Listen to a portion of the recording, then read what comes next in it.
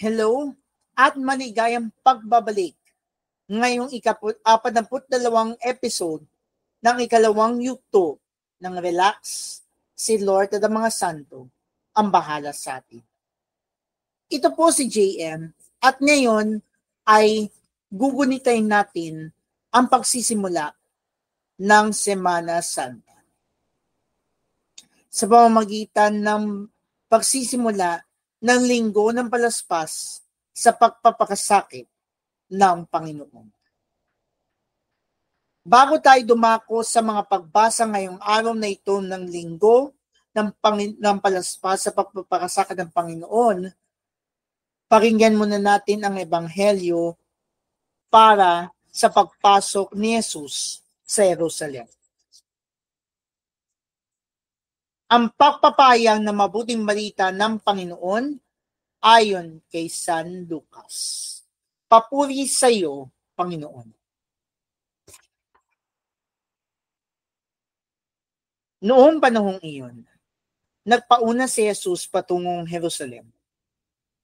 Nang malapit na siya sa Betfage at Betania, sa bundok na kung tawagi bundok ng mga olibo, pinaunan niya ang 2 alagad. Sinabi niya sa kanila, pumunta kayo sa susunod na nayon. Sa pagpasok dooy, matatagpuan ninyo ang isang bisirong asnong nakatali. Hindi pa ito nasasakyan ninuman. Kalagin ninyo at dalhin dito. Kapag may nagtanong kung bakit ninyo kinakalag, sabihin ninyong kailangan ng Panginoon. Kaya't lumakad ang mga inutusan at natagpuan nga nila ang asno ayon sa sinabi sa kanila ni Jesus. Samantalang kinakalag nila ito, tinanong sila ng mga may-ari, bakit ninyo kinakalag iyan? Kailangan nito ng Panginoon, tugon nila. Dinala nila kay Jesus ang asno at matapos isapin sa likod nito ang kanilang mga balabal, siya ay pinasakay nila. Nagpatuloy si Jesus sa kanyang paglalakbay at sa kanyang daraanan na may inilatag ng mga tao ang kanilang mga balabal. Nang malapit na siya, palusong na sa libis ng bundok ng mga olibo, nagsigawan sa galak ang buong pangkat ng mga alagad at malakas na nagpuri sa Diyos dahil sa mga kababalaghang nasaksaksihan nila.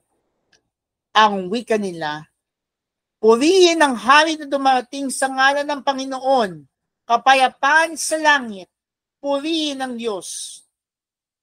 Sinabi sa kanya ng ilang pariseyong kasama ng karamihan, Guro, sabayin mo nga ang inyong mga alagad.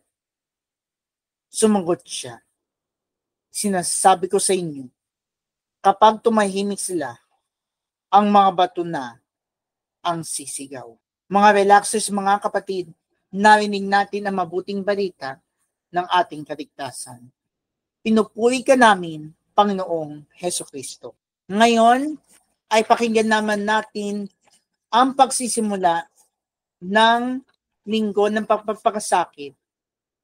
Linggo ng palaspas sa pagpapakasakit ng Panginoon bago natin pakinggan ang mga pagbasa para sa araw na ito. 5 linggo na tayong naghahanda para sa pagdiriwang ng misteryo ng pagpapasakit at pagkabuhay ng Panginoon. Sinikap nating unawain at tuparin ang ating pananagutan sa Diyos at sa kapwa-tao alinsunod sa aral at halimbawa ni Jesucristo. Kaysa ng buong simbahan, sinisimulan natin ngayon ang mga mahal na araw. Si Kristo ay matagumpay na pumasok sa kanyang lungsod upang tuparin ang kanyang gawain bilang Mesiyas, ang magpakasakit, mamatay at muling mabuhay para sa ating kaligtasan. Temtim nating sariwain sa alaala ang kanyang pag-aalay ng sarili para sa atin at sundan natin siya ng may buhay na pananampalataya. Kaysa niya sa pagdurusa sa krus, tayo nawa ay makisalo sa pagtatagumpay niya sa kamatayan at sa kanyang bagong buhay. Ngayon ay pakinggan natin ang mga pagbasa sa linggo ng palaspas para sa pagpapakasakit ng ating Panginoong Heso Kristo.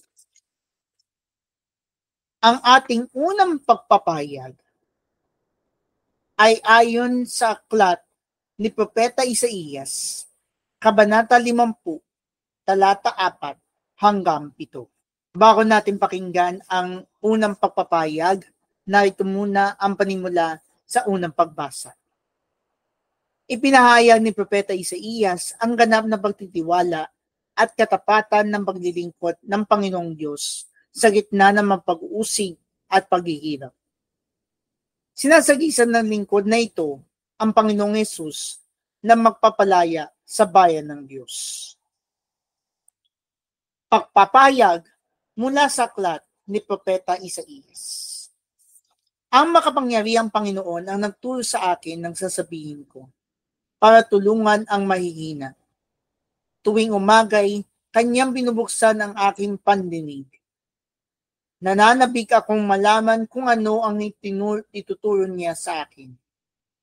Binigyan niya ako ng pangunawa, hindi ako naghimaksik ni tumalikod sa kanya. Hindi ako tumutol ng bugbugin nila ako.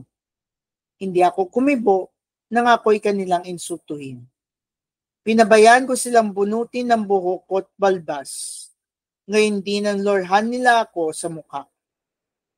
Ang mga pagdusang ginawa nila'y di ko pinapansin, pagkat ang makapangyarihang Panginoon ang tumutulong sa akin. Handa akong magtiis ng sampaling parang bato, pagkat aking batid na ang sarili ko'y di mapapahiya. Ang salita ng Diyos. Salamat sa Diyos. Ang tugon sa ating salmong tugunan ngayong linggo ng palaspas ng pagpapakasakit ng Panginoon ay, Diyos ko, bakit naman ako iyong pinabayaan? Diyos ko, bakit naman ako iyong pinabayaan?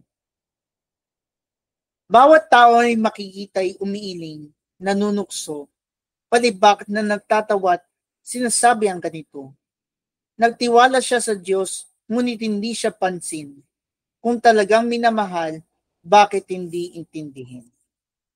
Diyos ko, bakit naman ako iyong pinabayaan? May pangkat ng mga buhong na sa akin pumaligid, para akong nasa gitna niyong asong mababangis. Mga kamay ko at paay butas sa pakong matulis. Ang buto ng katawan ko ay mabibilang sa masid. Diyos ko, bakit naman ako iyong pinabayaan? Pinaghati-hati nila ang damit ko sa katawan.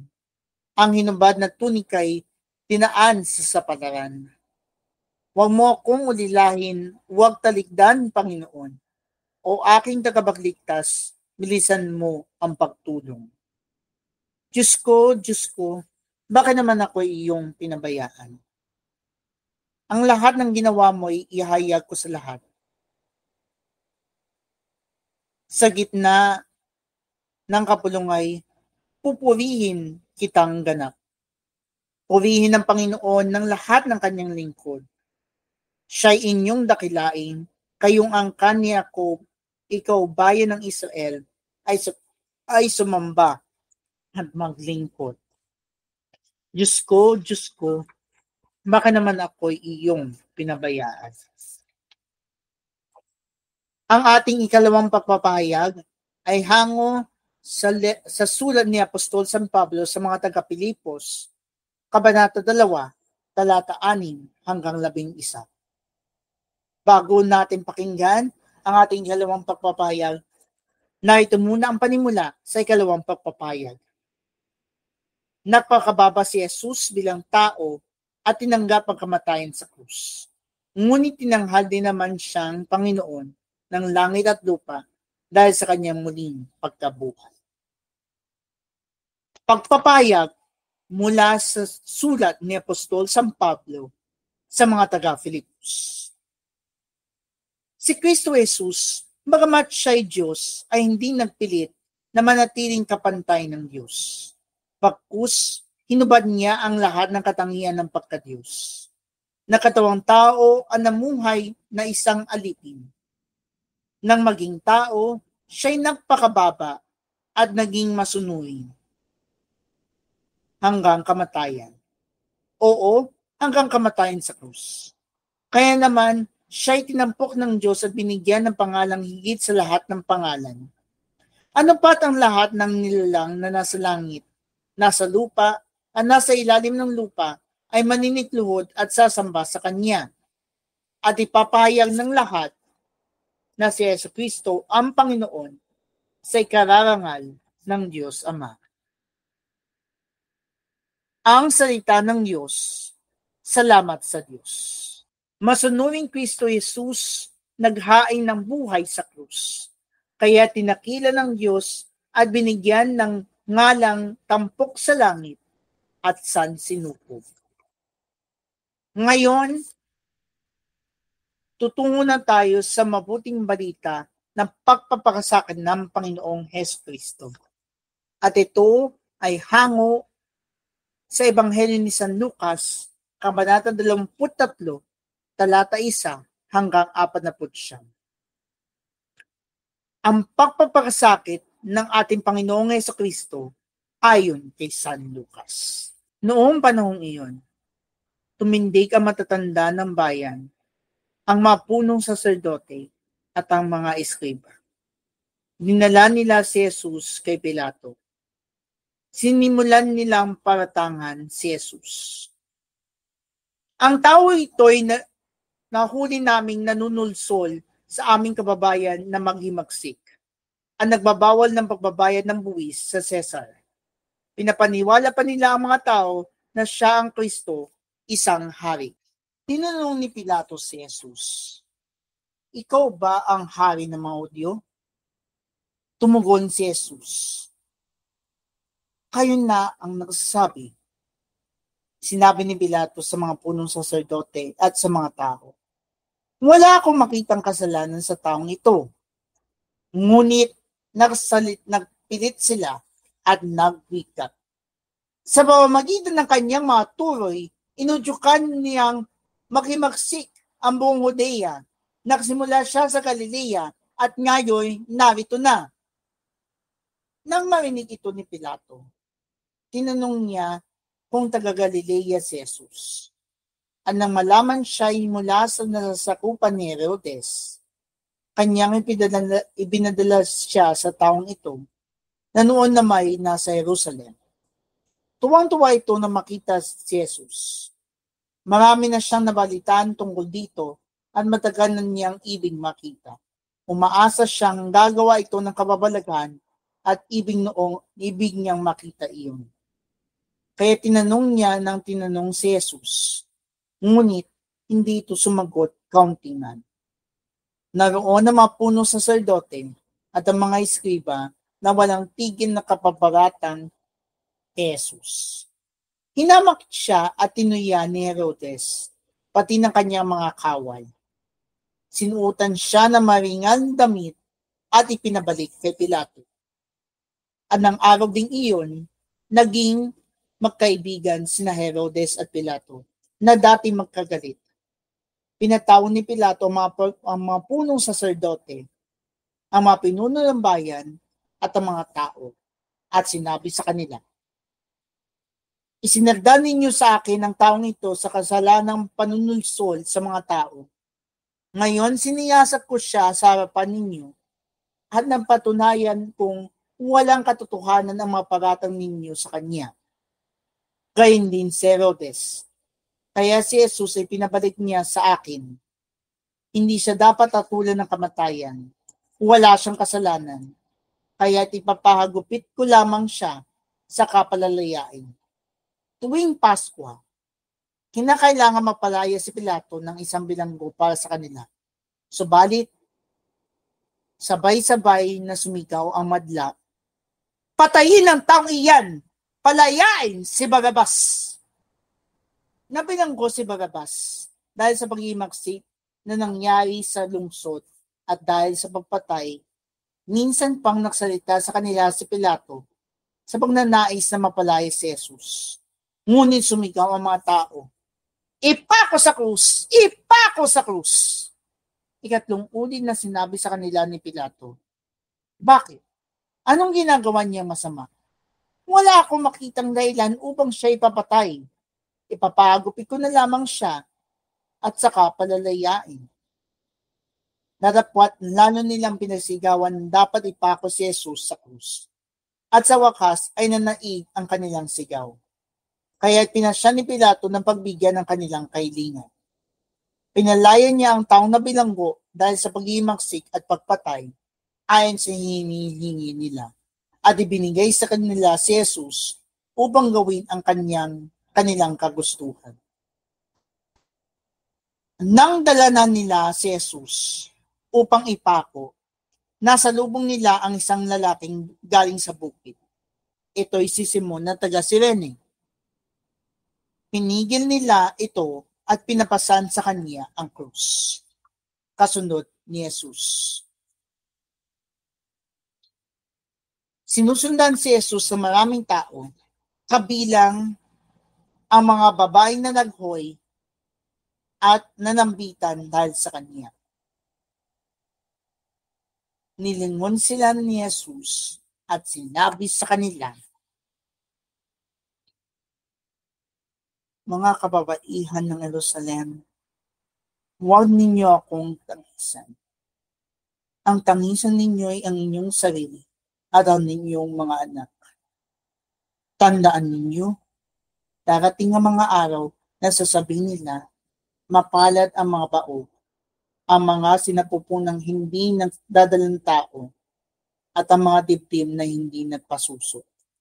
Sa mga araw na iyo'y sasabihin ng mga tao sa mga bundok, gumuho kayo sa amin, at sa mga burol, tabunan ninyo kami. Sapagkat kung ganito ang ginawa sa kahoy na sariwa, ano naman ang gagawin sa tuyo?" May dinala pa silang 2 salarin upang patayin kasama ni Jesus. Nang dumating sila sa dakong tinawag na bungo, pinako rin nila sa krus si Jesus.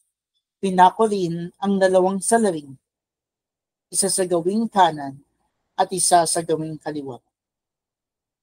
Sinabi ni Jesus, "Ama, patawarin mo sila sapagkat hindi nila nalalaman ang kanilang ginagawa." Nagsapalaran sila upang malaman kung alin sa kaniyang kasuotan ang mapupunta sa isa't isa. Ang mga tao ay nakatayo roon at nanonood. Nililibang naman siya ng mga pinuno ng bayan. Sinabi nila, "Iniligtas niya ang iba.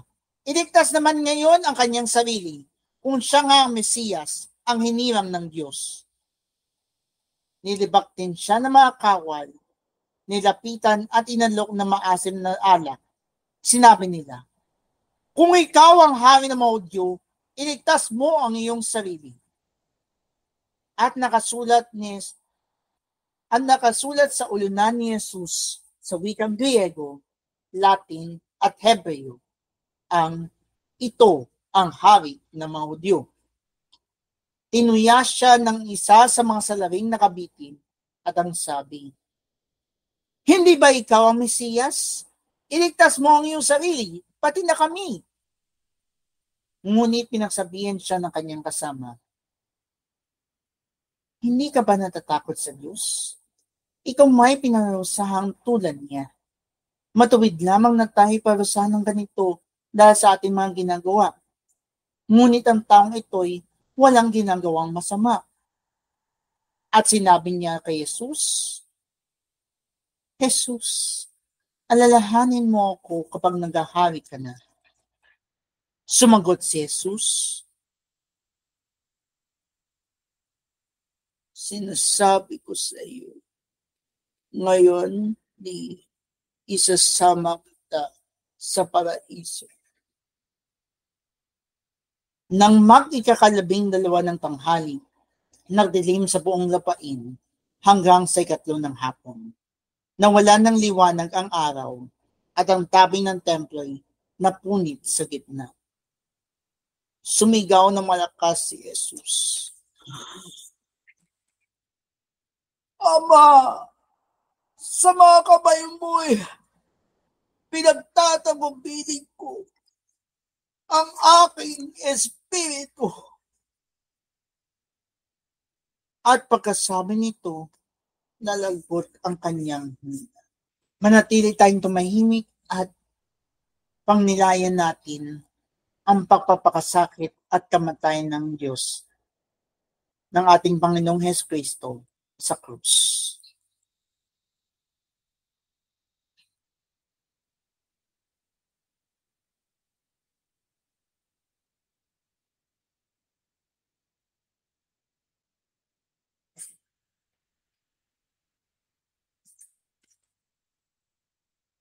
Nang makita ng kapitan ang nangyari, nagpuri siya sa Diyos at sinabing, tunay ngang matuwid ang taong ito. Ang nangyaring ito ay nakita ng lahat ng taong nakakatipon at nagmamasid, at umuwi silang dinadagukan ang kanilang dibdib. Nakatayo naman sa di kalayuan ng mga kaibigan ni Jesus, pati ang mga babaeng sumunod sa kanya mula sa Galilea, at nakita rin nila ang mga bagay na ito. Ang mabuting balita ng Panginoon. Pinupuri ka namin, Panginoong Hesukristo. Inimbitahan ko kayong manatiling nakatahimik habang pinaninilayan ang mga pagbasa ngayong araw na ito, lalo na ang mahabang ebanghelyo tungkol sa pagpapakasakit at pagkamatay ng ating Panginoong Hesukristo.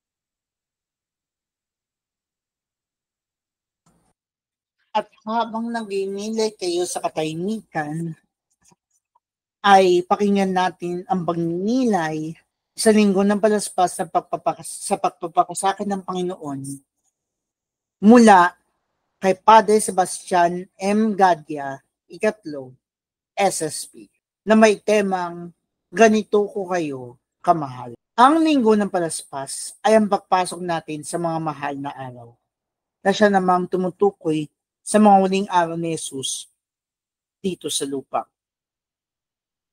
Sa linggong ito, makikita natin ang pagpasok ng ating Panginoong Hesukristo sa Jerusalem. Sinalubong siya ng mga tao na may palaspas, tanda ng paghanga nila kay Jesus. Si Jesus ang iniisip nilang mag-aahon sa kanila mula sa pang-api ng mga mananakop at magdadala ng kalayaan sa bayan ng Israel. Ngunit ang kaharian ni Jesus ay hindi makamundo, kundi makalangit. Hindi na nakapagtataka na noong lumaon ang mga taong sumalubong sa kanyang pagpasok sa Jerusalem, ay sila rin ang sisigaw ng, ipako siya sa krus, ipako siya sa krus. Nabigo ang mga taong tunay na tagampin si Jesus, sapagkat hindi siya tumugma sa kanilang inaasahan. Kaya naman nagpasya sila na ipapako siya sa krus. Ang pagsunod kay Jesus ay hindi nakabatay sa ating pakiramdam.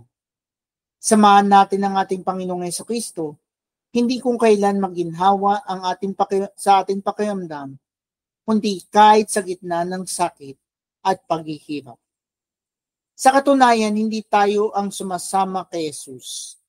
Siya ang sumasama sa ating paglalakbay.